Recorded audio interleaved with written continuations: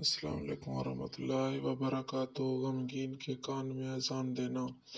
جو شخص کسی رنج و غم میں مبتلا ہو، اس کے کان میں اذان دینے سے اس کا رنج و غم دور ہوتا ہے۔ حضرت علی کرم اللہ وجہ فرماتے ہیں کہ رسول صلی اللہ علیہ وآلہ وسلم نے مجھے غمگین دیکھ کر فرمایا، ابن ابی طالب، میں تمہیں غمگین دیکھ رہا ہوں۔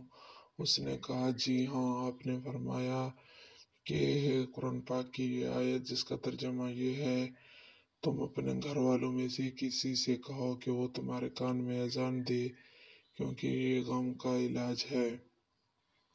حضرت علی کرم اللہ وجہ فرماتے ہیں کہ میں نے یہ عمل کیا تو میرا غم دور ہو گیا۔